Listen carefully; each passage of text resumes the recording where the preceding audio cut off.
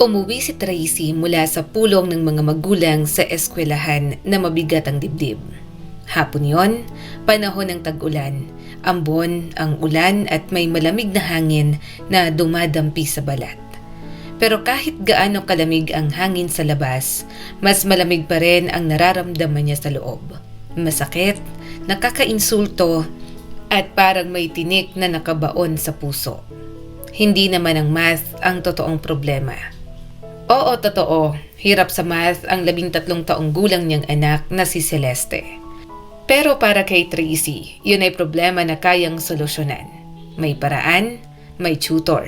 At sa katunayan, palihim pang ibinalong ng guro ni Celeste ang numero ng isang mahusay na tutor. Ang tunay na bumigat sa loob ni Tracy ay ang sinabi ng class advisor na si Ma'am Bell. Iminungkahi nito ang pagdaraos ng araw ng lola sa mismong klase nito. Masiglang sumang-ayon ang mga magulang. Ang iba ay may isang lola, ang iba ay dalawa pa nga. Tahimik lang si Tracy. Wala siyang maiimbitahan. Matagal nang pumanaw ang mga magulang ng kanyang asawa. At pagdating naman sa sarili niyang mga magulang, mas komplikado yon. Ang salitang tatay, hindi kailanman naging bahagi ng buhay ni Tracy. Hindi niya ito nakilala. Wala ito roon mula pa noong siya ay isinilang. At ang kanyang ina, buhay pero parang patay na sa mundo niya. Oo, siya ang nagsilang kay Tracy. Pero sa totoo lang, minsan naiisip ni Tracy na mas mabuti pa na hindi na lang siya ipinanganak. Yan ang iniisip niya noon bago pa siya tuluyang makatakas sa impyernong kinalakyan niya mula pagkabata. Habang naglalakad si Tracy sa madilim na kalsada, basang-basa ang laylayan ng pantalon dahil sa ulan. Unti-unting bumalik sa alaala niya ang kanyang mapait na pagkabata. Naalala niya ang sarili niya sa edad na 5. Lumaki siya sa isang maliit na baryo sa probinsya. Noon, may isa lang siyang simpleng pangarap, isang manika. Manikang may makulay na bestida at kulot na buhok. May ganon ang kaibigan niya. Kaya isang araw, naglakas loob siyang sabihin yon sa kanyang ina. Manika, tumawa ang kanyang ina. Hindi masaya, kundi may panlalait. Mas higit pa yan sa nararapat sa'yo. Gumuhit ka na lang ng manika sa papel, tapos gupitin mo. Napakakapal ng mukha mo. Pinapakain ka na, binibihisan ka na. Sinusuotan ka na nga ng damit. Hindi ka pa rin kontento. Sumigaw ng sumigaw ang kanyang ina. May kasamang mura at salitang hindi pa lubos na nauunawaan ng batang si Tracy. Hindi niya alam ang ibig sabihin ng mga yon, pero alam niyang masasakit ang mga salitang yon. Sa lahat ng salitang narinig niya mula sa bibig ng sariling ina, may isa na paulit-ulit niyang naririnig sa buong buhay niya. Peste. Hoy! Peste! Bakit ang pangit mong magpunas ng sahig? Yan ang maririnig niya tuwing uuwi ang kanyang ina mula sa bukid. 8 taong gulang pa lang si Tracy noon. Pagod galing eskwela pero sinusubukan pa rin niyang maglinis ng bahay. Umaasang kahit papaano ay mapapasaya niya ang kanyang ina. Pero sa halip na magpasalamat, panlalait ang natatanggap niya. Tingnan mo nga yung mukha mo. Peste ka talaga. Yan naman ang narinig niya sa edad na 13 mula sa lasing niyang ina. Hindi kailanman sumagot si Tracy. Hindi siya nakikipagtalo. Natutunan niyang manahimik dahil alam niya kapag sumagot siya, maaring paluin siya ng pamalo o ng patpat. Hindi niya maintindihan kung bakit ganoon ang trato sa kanya ng sarili niyang ina. Hanggang sa edad na 14, hindi niya nakinaya. Isang gabi, umiiyak siyang nagtanong, Ma, bakit hindi mo ako mahal? Biglang sumigaw ang kanyang ina, galit na galit. At bakit naman kita mamahalin? Sinira mong buong buhay ko. Parang binuhusan ng malamig na tubig si Tracy. Ano ang kasalanan niya? Ipinanganak lang naman siya. Lumaki na silang dalawa lang at hindi niya kilala kung sino ang kanyang ama. Pero kasalanan ba ng isang bata na siya ay isinilang? May isang kapitbahay si Tracy noon, si Aling Shane. Isa siyang matandang babae, tahimik, mabait at may malambot na boses. Siya lang ang tanging taong napagsasabihan ni Tracy ng kanyang mga problema. Kapag mabigat ang loob ng dalagita, doon siya tumatambay sa may bakod ng kanilang bahay. Nakaupo sa bangkong kawayan habang si Aling Shane ay nagbubungkal ng lupa o nagdidilig ng mga halaman. Isang hapon, matapos makita ni Aling Shane ang pasa sa braso ni Tracy, napabuntong hininga ang matanda. "Anak," marahan niyang sabi, "may ikikwento ako sa iyo tungkol sa nanay mo." Tahimik na nakinig si Tracy. Noon daw, bago pa ipanganak si Tracy, may asawa na si Nina, ang kanyang ina. Ang pangalan ng lalaki ay Sam. Isang tahimik, masipag at maayos na lalaki. Pareho silang nagbabanat ng buto sa bukid. Simple ang buhay pero sapat. Walang luho pero may katahimikan. Ang problema lang, hindi magkaanak si Nina. Gustong-gusto ni Sam ng anak. Pangarap niyang may batang tatakbo sa bakuran, tatawag sa kanya ng tatay. Pero taon ang lumipas pero wala pa rin.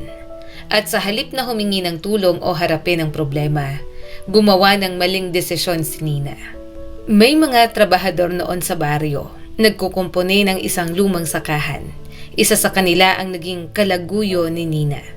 Akala niya ay walang makakaalam. Paminsan-minsan lang naman daw, kapag nasa bukid si Sam, palihim siyang tumatakas. Nakikipagkita sa maliit na motel malapit sa kantina ng sakahan. Pero ang sandali ay naging matagal. At ang lalaking akala niya'y lihim lang ay madaldal pala. Hindi nagtagal, halos buong baryo na ang may alam sa kanilang relasyon. Nalaman ni Sam ang lahat. Hindi siya nag-ingay, hindi siya nakipagtalo, hindi siya humingi ng paliwanag. Tahimik lang niyang pinulot ang kanyang mga gamit at umalis sa baryo. Saan siya nagpunta? Bakit siya umalis? Walang nakakaalam. Lumipas ang panahon, may chismis na kumalat. Nasa hilagang probinsya raw si Sam, nagtatrabaho bilang operator ng traktura. Hanggang sa isang araw, balitang-balita, nadaganan siya ng traktora at namatay. Nung una ay gumuho si Nina. Umiyak siya, nagwawala at sinisisi ang mundo. Pero hindi nagtagal ay kumalma siya. Samantala, ang lalaking naging kalaguyo niya ay tumira muna sa bahay niya. Ngunit pagdating ng taglamig, bumalik din yon sa sariling pamilya, sa isang malayong lungsod sa timog. At naiwan si Nina, mag-isa, buntis at puno ng kahihiyan. Nakapagbuntis siya pero gusto ba niya ang batang yon?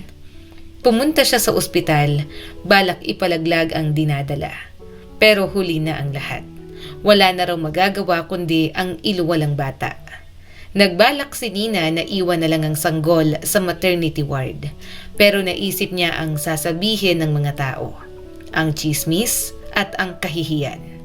Kaya umuwi siya sa baryo kasama si Tracy. Pero ang inaasam na pagmamahal ng ina, hindi kailanman dumating. Sa halip, habang lumalaki si Tracy, mas lalo siyang kinamuhian ng sariling ina. Sinisi siya ni Nina sa lahat. Sa pagkasira ng kanyang unang kasal, sa pagkamatay ni Sam, at sa katotohanang wala ng disenteng lalaki ang gusto pang magpakasal sa kanya. Hanggang sa tuluyan ng nalulong sa alak si Nina. At kasabay ng bawat bote, lalong lumalakas ang galit niya kay Tracy. Matapos ikwento ang lahat, hinawakan ni Aling Shane ang kamay ng dalagita. "Anak, magtiis ka muna," mahinahon niyang sabi. "Nanay mo pa rin yan. Hindi mo siya pinili. Malapit ka nang makatapos ng pag-aaral. Pagkatapos niyan ay magpunta ka doon sa bayan. Humanap ka ng matitirahan. Magtrabaho ka. Kahit maglinis ka lang ng sahig sa karinderya o sa ospital. Kapag may sarili ka ng buhay, hindi ka na niya masasaktan." Tumango si Tracy. Naiintindihan niya kung bakit bayan ang sinasabi ni Aling Shane. Hindi lungsod. Dahil mas tahimik, mas mura, mas madaling mabuhay ng mag-isa kahit walang tumutulong. At sa gabing yon, habang nakahiga si Tracy sa papag, iisa lang ang malinaw sa isip niya. Kailangan niyang makaalis kahit mag-isa, kahit mahirap. Dahil kung mananatili siya, baka tuluyan na siyang maubos. Masakit tanggapin ang katotohanan. Si Nina mismo ang sumira ng sarili niyang buhay. Pero ang isinisisi niya sa lahat ay ang anak niyang si Tracy. Marahil kung walang nangyaring kakaiba, sinunod sana ni Tracy ang payo ni Aling Shane. Magtiis muna, maghintay, saka umalis ng tahimik. Pero may isang insidente na tuluyang nagbago ng lahat. Isang tag-init yon. Mainit ang gabi, malagkit ang hangin, umuwi si Nina na may kasamang panibagong lalaki. Boyfriend daw niya. Pero mas bagay ang tawag na kabarkada sa inuman. Nag-iinuman sila sa kusina, tawanan, sigawan at kalampagan ng bote. Si Tracy ay kaka-17 anyos pa lang at nasa kabilang silid. Nakaupo sa sulok, yakap ang sarili. Takot na gumalaw. Hanggang sa biglang tumaas ang boses ng lalaki. "Ang pangit mo na, Nina!" Sigaw nito. "Matanda ka na't wala nang papatol sa'yo." Napayuko si Tracy. Pero ang sumunod na sinabi ng lalaki ang tuluyang nagpasabog sa lahat. "Mas maganda pa ang anak mo kaysa sa'yo." Parang may sumabog sa loob ni Nina. Galit na galit niyang itinulak palabas ang lalaki. Pinalayas. Ngunit imbes na humupa ang galit, lumipat ito sa maling tao. Kay Tracy. Sinugod siya ng ina, walang salita at walang babala. Kamao ang bumagsak. Sanay na si Tracy sa pananakit ng ina pero iba ang gabing yon. Walang kontrol si Nina, walang tigil ang suntok at walang awa. Sa kung anong lakas na natira sa katawan niya, nakatakas si Tracy. Tumakbo siya sa gitna ng dilim, iyak, sugatan, nanginginig hanggang sa bahay ni Aling Shane. Binuksan ng matanda ang pinto at agad siyang niyakap. At sa gabing yon, sabay silang umiyak. Doon sa maliit na bahay na yon, nagdesisyon si Tracy. Aalis na siya sa baryo. Hindi sa kalapit na bayan tulad ng payo ni Aling Shane. Alam niyang hahabulin siya ng ina niya roon. Hindi siya titigilan ni Nina. Ang gusto niya sa lungsod. May nabasa siyang anunsyo sa lumang pahayagan sa post office. May paaralang tumatanggap ng estudyante. May dormitoryo at may tulong para sa mga mahihirap. Yun na ang tanging niyang pag-asa. Gabi-gabi, pinagplanuhan niya ang pag-alis. Isang hating gabi, palihim siyang bumalik sa bahay. Narinig niya ang malakas na hilik ng ina. Napabuntong hininga siya. Sigurado, hindi ito magigising hanggang umaga. Tahimik niyang kinuha ang kaunting damit, ang mga dokumento at agad na nagtungo kay Aling Shane upang ipagtapat ang kanyang plano. "Ay kawawa ka namang bata ka," sabi ng matanda at nangingilid ang luha. "Paano ka pupunta sa lungsod? Paano ka mabubuhay doon? Wala kang pera." "Wala po," pag-amin ni Tracy. "Pero susubukan ko pong sumakay ng bus. Marami raw pong gumagawa nun." At marami ring nahuhuli ng pulis," sabat ni Aling Shane. "Sige, makarating ka man sa lungsod anong kakainin mo habang wala ka pang sahod?" Napatahimik si Tracy. Ilang sandali ay nag-isip si Aling Shane. Bumuntong hininga, tumayo at pumasok sa silid. Hinukay ang lumang aparador. Maya-maya'y bumalik siya at may hawak na ilang perang papel. "Sapat na to para sa isang buwan," sabi ng matanda. "Ay, wag na po," sabi ni Tracy. "Hindi ko po dapat tanggapin yan." "Dapat," mariing sagot ng matanda. "At gusto ko. Umalis ka rito, anak. Baka sa malayo, mabago mo ang sarili mong kapalaran." "Salamat po," pabulong na sabi ni Tracy at nanginginig pa ang boses. "Babayaran ko po kayo kapag may trabaho na ako." Ngumiti lang si Aling Shane at umiling. Kinabukasan ng madaling araw, sumakay si Tracy ng jeep papunta sa bayan. At mula roon ay sumakay siya ng bus patungo sa lungsod. At himala, lahat ay umayon. Nakapasok siya sa paaralan, nabigyan ng pwesto sa dormitoryo at nakahanap ng trabaho. Tagalinis ng common areas sa mga apartment building. Isang pangako lamang ang hindi niya natupad. Hindi niya na naibalik ang pera kay Aling Shane. Noong panahon na yon, pumanaw na rin ang matandang babae. Nalaman ni Tracy ang balita mula sa kanyang ina na dumalaw sa kanya sa una at huling pagkakataon. Lumabas ang katotohanan, si Aling Shane pala ang nagsabi kay Nina kung nasaan si Tracy. Pero hindi dumating si Nina dahil nag-aalala siya. Dumating siya para sunduin si Tracy at ibalik sa baryo dahil kailangan niya ng libreng katulong. Tagalinis ng bahay, tagabantay ng manok, tagahukay ng lupa, tagagawa ng lahat. Sa kabutihang palad, hindi pumayag ang administrasyon ng paaralan. Kita nila ang tunay na motibo ng babae. At doon, tuluyang nagpasya si Tracy. Hindi na siya babalik kailanman. Sapat na ang dinanas niya. Ngayon, mag-isa na siya.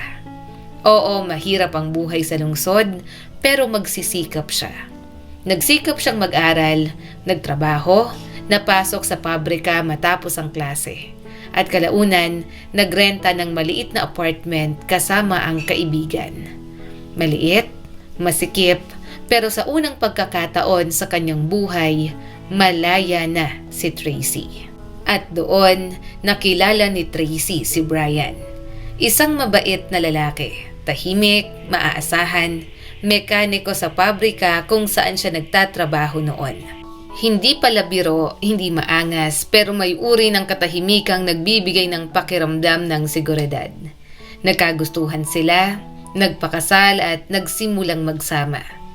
Sa unang pagkakataon sa buong buhay ni Tracy, hindi na siya nag-iisa. May kasama na siya, may kakampi, may taong handang sumalo kapag napapagod siya. Hindi kamao, hindi sigaw, kundi yakap. Nang magsara ang pabrika at biglang nawala ng trabaho ang lahat, lumipat sina Tracy at Brian sa bahay ng mga magulang ni Brian. Masaya ang mga ito, walang tanong at walang reklamo. Tinanggap nila si Tracy na parang sarili nilang anak. Nang ipanganak si Celeste, ang kanilang apo, mas lalo pang tumibay ang samahan. Para kay Tracy, ang biyana niya ay ang naging mga magulang na hindi niya kailanman naranasan. Kaya nang mangyari ang trahedya, wasak na wasak siya. Isang araw, may truck na nawala ng preno. Bumangga ito sa waiting shed sa gilid ng kalsada. Doon nakatayo ang mga magulang ni Brian. Hindi sila nakaligtas. Sa isang iglap, muling nawala kay Tracy ang 2 taong nagturo sa kanya kung ano ang tunay na pamilya. Maraming taon ang lumipas mula noon. Lumaki na si Celeste. Nakahanap ng matinong trabaho si Brian sa construction site. At si Tracy naman ay nagtatrabaho bilang sales lady sa grocery. Simple ang buhay nila. Walang luho, walang sobra, pero payapa. Sa kanilang tahanan, ang pinakamahalaga ay hindi pera, kundi pagmamahal at respeto. Hindi kailanman inakala ni Tracy na magiging mabuti siyang asawa at mapagmahal na ina. Wala siyang huwaran. Wala siyang gabay na nakita habang lumalaki. Pero heto siya ngayon at kahit papaano ay nagawa niya. Sinadya niyang huwag nang isipin pa ang kanyang ina. Ang alam lang niya, nakatira pa rin si Nina sa parehong baryo. Lolong pa rin sa alak at wala pa rin pakialam sa kanyang anak. Kung may magtanong tungkol kay Tracy, binabasto siya ng ina sa salita. Sinasabing walang utang na loob, na tumakas, na iniwan ang sariling nanay. Nalaman ni Tracy ang lahat ng ito mula sa dati niyang kaklase na si Helen, na nakatira pa rin sa baryo, kapitbahay ni Nina. Magsasaka ang asawa nito at nagtayo ng bahay malapit lamang doon. Habang pauwi mula sa paaralan matapos ang meeting, bumalik sa isip ni Tracy ang lahat. Oo, may ina ako pero parang wala. Hindi man lang nakita ni Nina si Celeste kahit minsan. Anong klaseng lola ang ganon? Masakit isipin na sa darating na programa sa klase, Si Celeste ay halos wala ring magagawa. Habang ang ibang bata ay kakanta para sa kanilang lola o magbabasa ng tula, wala siyang pag-aalayan. At alam ni Tracy, masasaktan ang anak niya. Sensitibo si Celeste at madaling maapektuhan. Pagdating sa bahay, sinalubong siya ni Brian sa may pintuan. Mula sa kusina, umalingasaw ang masarap na amoy. "Nagpiprito kami ng meatballs ni Celeste," masayang sabi ng asawa niya sabay halik sa pisngi. "Teka, bakit parang ang bigat ng mukha mo?" tanong ni Brian. "May nangyari ba sa meeting? Nagloko ba si Celeste?" "Okay lang ang lahat," buntong hininga ni Tracy. "Kailangan lang naming tutukan ng mathematics." Nagpasya siyang sabihin na lang ang tungkol sa programa. Kumain silang tatlo. Masaya si Celeste at pagkatapos tumakbo ito papasok sa kwarto. Doon, sa wakas, ibinuhos ni Tracy ang bigat ng loob niya sa asawa. "Programa para sa araw ng lola?" mahina niyang sabi. Wala naman siyang lola. Napakamot si Brian at ngumiti ng bahagya. "Ay nako," kibit balikat niya. "Hindi naman siya nag-iisang lumaki na walang lola." Simple ang sagot, walang drama. Pero sa loob ni Tracy, alam niyang hindi ganoon kasimple para sa isang bata. At sa gabing yon, habang pinagmamasdan niya si Celeste na natutulog, may tanong na paulit-ulit na bumabagabag sa kanya. "Hanggang kailan ko maitatago ang sugat ng nakaraan kung ang anak ko na ang posibleng masaktan?" "Matalino si Ma'am Belle," marahang sabi ni Tracy. "Siguradong may maibibigay siyang papel kay Celeste, yung babagay sa kanya." "Tama ka." Tumango siya at pilit nang umingiti. "Siguro nga masyado lang ako nag-overthink." "Naalala mo lang ang sarili mong kwento," sabi ni Brian habang mahigpit siyang niyayakap. Hinaplos niya ang buhok ni Tracy, parang isang batang kailangang alagaan. "Kalimutan mo ng lahat," bulong ng asawa niya. "Nandito ako. Nandito si Celeste. Mahal ka namin. Mahal na mahal kita." "Mahal din kita." Mahina ngunit taimtim na tugon ni Tracy. At lumipas ang mga araw, lumalabas na wala pala siyang dapat ipag-alala tungkol kay Celeste. Sa mismong programa ay ginawa siyang host ng event.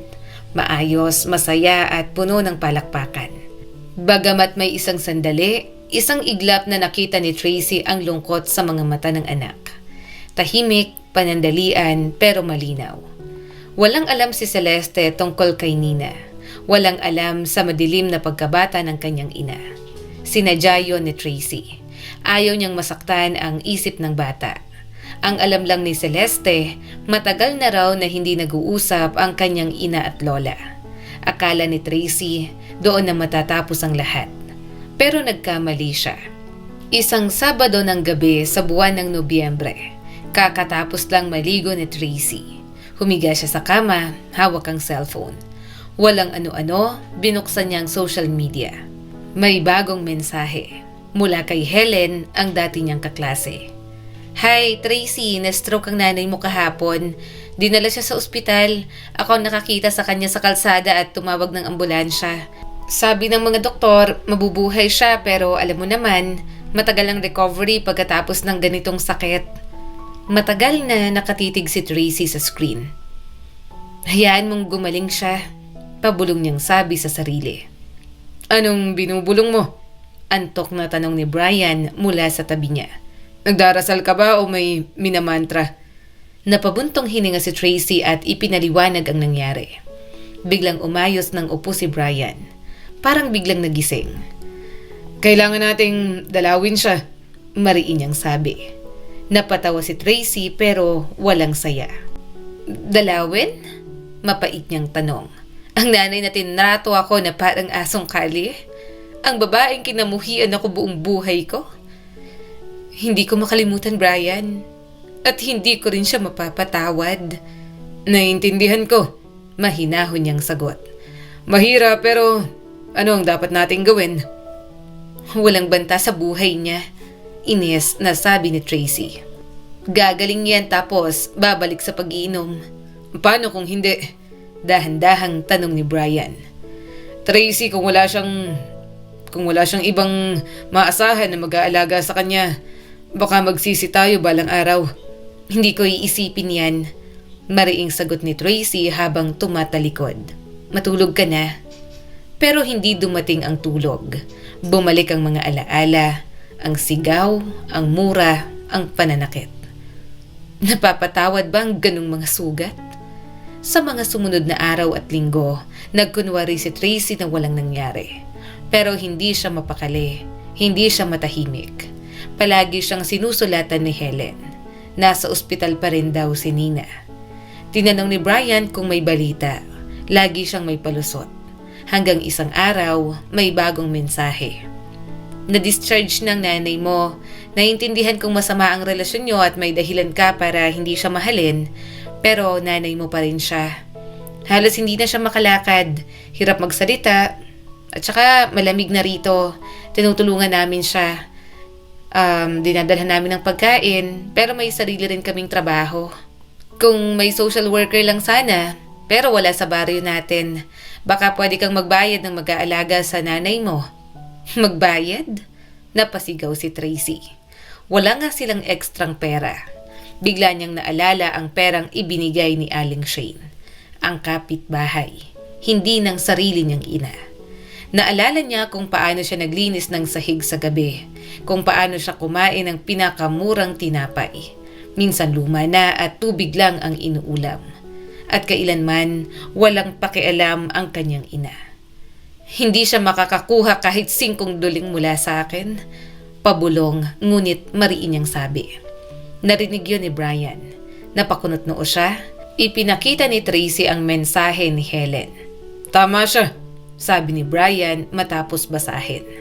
Kailangan nating humanap ng mag-aalaga sa nanay mo para hindi na siya makainom. Nag-init ang ulo ni Tracy. Hindi mangyayari yan. Na-stroke na siya, sagot ni Brian. Baka hindi na siya makainom. Nanay mo ba siya? Putol ni Tracy. Ang nanay mo mabuting babae. Para na rin siyang nanay ko.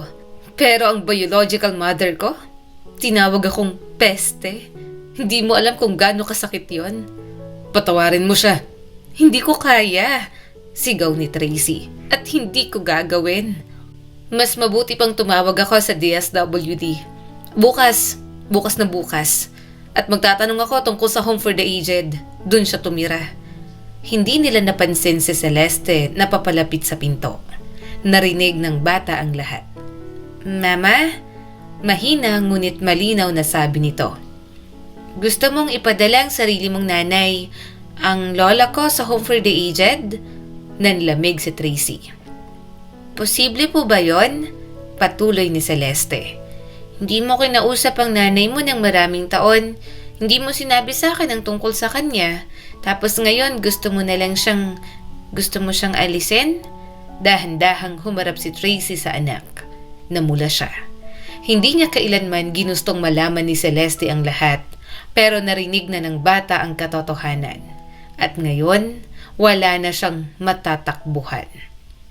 Anak, nanginginig ang boses ni Tracy habang lumalapit kay Celeste. Bata ka pa. Marami pang bagay na hindi ko kayang ikwento sa'yo ngayon. Pero maniwala ka. Mas mabuti ang ganitong desisyon. Mas mabuti po para kanino? Umiiyak na tanong ni Celeste. Para sa'yo? Paano kung balang araw ipadala mo rin ako sa home for the aged? Anong sinasabi mo? Gulat na tanong ni Tracy. Celeste, hindi mo ko pwedeng husgahan ngayon. Huminga siya ng malalim, saka tuluyang nabitawan ang matagal ng kinikimkim. Ang babaeng yon, ipinanganak niya lang ako. Pagkatapos, puro mura at pananakit ang binigay niya. Tumakas ako ng 17 dahil binubugbog niya ako at hinahalay ako ng mga lasing niyang lalaki. Biglang natahimik si Tracy. Napagtanto niyang marahil hindi niya dapat sinabi ang lahat ng yon. Si Celeste, lumaking may yakap, may haplos, may pag-aaruga. Halos hindi makapaniwala na kayang gawin ng isang ina ang ganoon sa sariling anak. Pero matagal na po yun, di ba? Maingat na sabi ng bata. Baka nagsisi na po siya. Nagsisi? Hindi alam ni Tracy kung bakit. Pero hirap siyang maniwala sa salitang yon. Gayunpaman, may itinanim na binhi ng pagdududa ang sinabi ng anak. Buong gabi ay hindi siya mapakali. Hindi maalis sa isip ang ina. Kahit ano paman, dugot laman pa rin niya yon. Pupunta tayo sa baryo bukas, mungkahi ni Brian habang sila'y naghahanda ng matulog. Hindi pa tayo magpapasya, tingnan lang natin kung paano siya namumuhay. Okay, biglang sagot ni Tracy, ikinalito pati ang sarili niya. Kinabukasan ay nag-leave si Brian. Nagpalit ng shift si Tracy. Sumakay sila sa lumang kotse at bumiyahe. Tahimik ang daan, tahimik din si Tracy, puno ng takot at tanong. Pagdating sa baryo, malungkot ang tanawin. Maraming bahay ang abandonado. Ang iba halos gumuho na. Tanging bahay ni Helen ang maayos at matatag. Sa tabi nito ay ang lumang kubo. Nanikip ang dibdib ni Tracy. Kahit gaano kasakit ang mga alaala, tahanan pa rin niya ito noon. Puti ka ng bakuran, damuhan ang nilakaran. May manipis na bakas ng paa, palatandaang may dumadalaw paminsan-minsan. Umiingit ang kahoy na pinto ng itulak ni Tracy. Pumasok siya. Magulo, marumi at mabaho. Napangiwi siya. Matagal nang napabayaan ang lugar. Walang kuryente, walang nag-aalaga. Sumilip siya sa silid at sa unang tingin, hindi niya nakilala ang ina. Isa lang na bunton ng basahan sa kama. Biglang gumalaw ang bunton. Dahan-dahang bumangon si Nina. Payat, naninilaw, parang biglang tumanda ng ilang dekada. At sa hindi niya inaasahan, naawa si Tracy. Ma? Pabulong niyang tawag. May inusal si Nina, halos hindi marinig. Umupo siya sa kama at hirap na hirap. Tracy, mahinang sabi ng ina. Nakikilala mo pa ako? Nanginginig na tanong ni Tracy. Oo naman anak, sagot ni Nina, mas malinaw ngunit mabagal. Hindi lang kita inaasahang makita. Siya ang asawa ko, si Brian, pakilala ni Tracy. Tumango si Brian, kitang-kita ang gulat at lungkot sa nakita. May apo ka na rin, dagdag ni Tracy. Si Celeste. Alam ko, napangiting sabi ni Nina. Ipinakita ni Helen ang litrato sa cellphone niya. Maikli at malamig na sagot ni Tracy. So, anong nangyari sa'yo? Ininom mo naman ang sarili mo hanggang ma-stroke. Umupo si Tracy sa bangkito, pinunasan ng alikabok at tumitig sa kupas ng mga mata ng ina. Bumuntong hininga si Nina at yumuko. Tama ka anak, aniya. Ako ang may kasalanan sa lahat. Bigla siyang humagulgol. Patawarin mo ako, umiiyak niyang sabi habang pinupunasan ng luha sa kulubot na mukha. Napakalaki ng kasalanan ko sa iyo. Ito ang parusa ko. Ngayon ko lang naintindihan ang lahat. Inilabas ko ang galit ko sa iyo. Tinakasan ko ang sakit sa pamamagitan ng alak. Ako ang sumira ng sarili kong buhay. Tahimik lang si Tracy. At doon niya napagtanto. Wala na siyang galit. Ang naroon na lang ay awa. Sige na mahinahon niyang sabi. Tama ng iyak, maghanda ka. Saan? Mahina at mapait na tanong ni Nina. Sa Home for the Aged. Sabi ni Helen dun lang daw ang lugar ko. Tumahimik ang lahat. Hindi. Biglang sabi ni Brian. Sa amin ka titira. 3 kwarto ang apartment namin. May lugar para sa lahat. Hindi ho kayo pwedeng iwanang mag-isa. Napatingin si Tracy sa asawa. Nagulat pero hindi nagalit. Matalino, mabuti, yun ang dahilan kung bakit mahal niya si Brian. Pero tandaan mo, mariin niyang sabi sa ina. Kapag uminom ka o naging bastos ka, hindi kita palalagpasin. Naiintindihan ko, pabulong na sagot ni Nina. Hindi na ako gagawa ng masama. Susunod ako sa'yo. Salamat at patawarin mo ko. Hindi sumagot si Tracy. Tinulungan ni Brian ang matanda na mag-impake ng kaunting gamit. Isinara ni Nina ang pinto ng bahay. Marahan at parang paalam sa nakaraan. Sa biyahe, tahimik pa uwi si Tracy. Paminsan-minsan ay sinisilip niya ang ina sa likod ng sasakyan. At doon niya naramdaman, tama ang ginagawa niya. Hindi para burahin ang nakaraan, hindi para kalimutan ang sakit, kundi para maging mas mabuting tao. May mga bagay na hindi na mababawi, may sugat na hindi na mawawala. Pero darating ang panahon na kailangan mong maging mas marunong kaysa sa galit. Pumikit si Tracy. Sa unahan ang daan pa uwi at kasabay nito ang mahaba at tahimik na paglalakbay ng kapatawaran. Ang kwentong ito ay nagpapaalala sa atin. Hindi natin pinipili kung saang pamilya tayo ipapanganak. May mga magulang na handang magsakripisyo ng lahat at mayroon ding hindi kailanman natutong magmahal. Ang sugat na dulot ng pagkabata ay maaaring manatili habang buhay. At walang sino man ang may karapatang husgahan ng sakit na hindi naman nila naranasan. Ngunit habang hindi obligasyon ng isang anak na kalimutan ng pang-aabuso, may kapangyarihan siyang piliin kung anong klaseng tao ang magiging siya. Ang galit ay maaaring makatarungan, pero kapag hinayaan nating manatili ito, tayo rin ang unti-unting nilalamon. Itinuro ng kwento ni Tracy na ang pagpapatawad ay hindi paglimot, at ang pagtulong ay hindi nangangahulugan ng pagbabaliwala sa sariling dignidad. Minsan, ang tunay na lakas ay ang pagtigil sa siklo ng pananakit, ang piliing magmahal kung saan tayo mismo ay hindi minahal. At sa huli, ang pinakamahalagang pamana na maibibigay natin sa ating mga anak ay hindi perpektong pamilya, kundi isang pusong marunong umunawa, magtakda ng hangganan at magmahal ng may tapang. Muli, ako po si Skylar Guro at sana may bago na naman kayong natutunan sa kwento natin ngayon. Maraming salamat po.